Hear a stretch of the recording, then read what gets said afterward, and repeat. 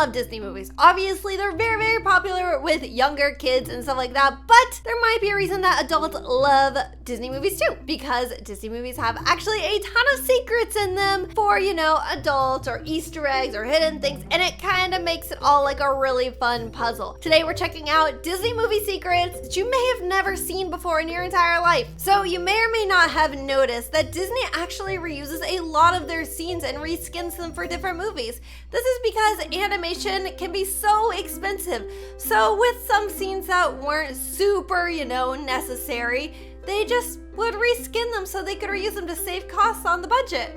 And also time. Can you imagine reanimating something by hand? Because that's what these were all done. They were done by hand at the time. So this is so crazy to see. I didn't realize it was so many of them, but there are tons of clips from the Jungle Book that were reskinned from Winnie the Pooh. In the movie Toy Story 2, the man who's working on Woody looks very familiar. Look at the chess pieces that are coming out of the drawer.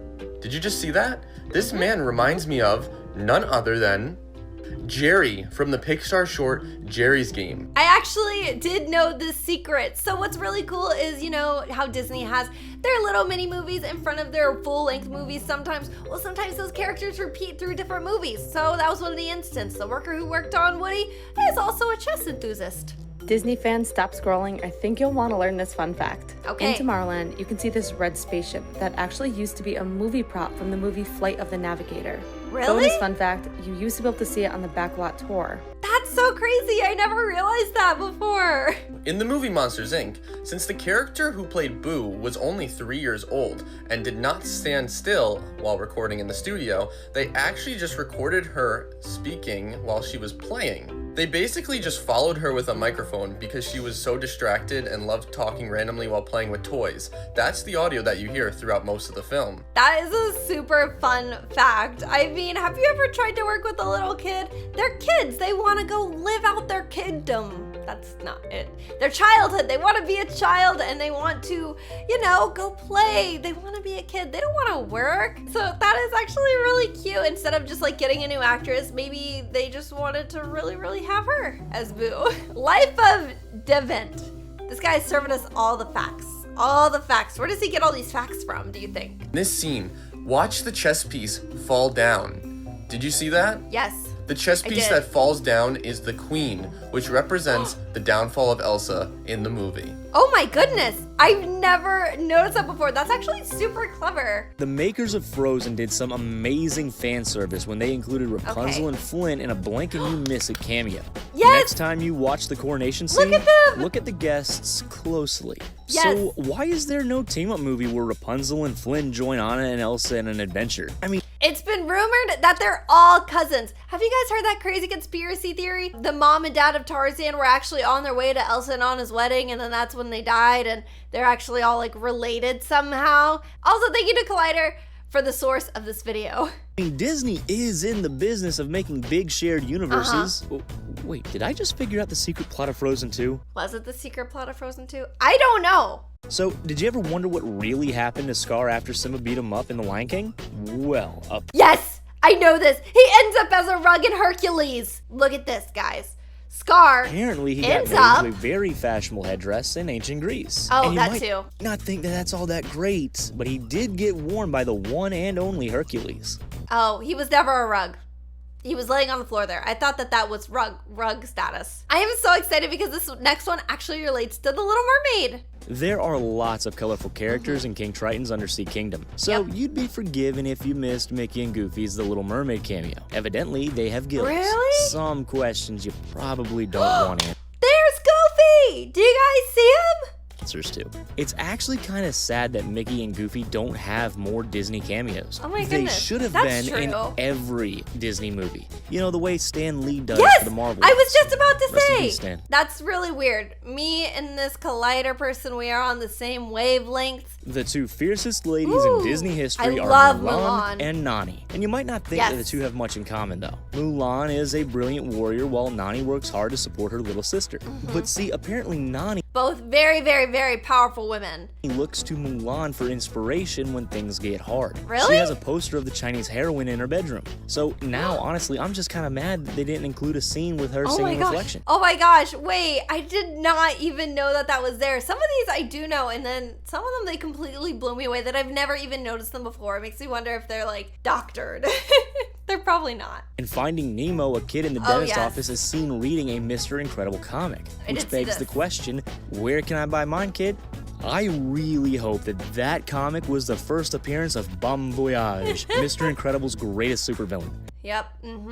That's so cool. I think that there are way more Finding Nemo secrets too out there. Brave might have the greatest collection of Disney Easter eggs. The witch in the film has tons of wood carvings that reference other Pixar Yes, classics. There's I've one seen carving this. that looks a lot like Sully from Monsters, Inc. Another one looks Yep. a lot like the Pizza Planet truck from Toy Story. So clearly she can see into the future and she uses her sight to watch Pixar movies. Yes. I mean, honestly, what better use of that power is there, really? Some people even think that the witch is actually a time-traveling Boo from Monsters, Inc. According What? to them, she is traveling. Oh, I actually have heard this before, that they think it's like Boo grown up, and that's why she has so many statues of Sully around. But if you look closely at Scar, you'll notice that he's the only one of the entire Pride who never hides his claws. This Oh, way, the creators wanted to show once interesting. again how insidious and embittered the false king is. He's just so angry all the time that his claws are out. I also know that Scar is a queer-coded character, which is like some lore I heard way back when. Why are Disney villains queer coding? According to the code, films are not allowed to portray quote-unquote perverse subjects such as homosexuality, which inevitably led to the portrayal of non-explicit queer characters.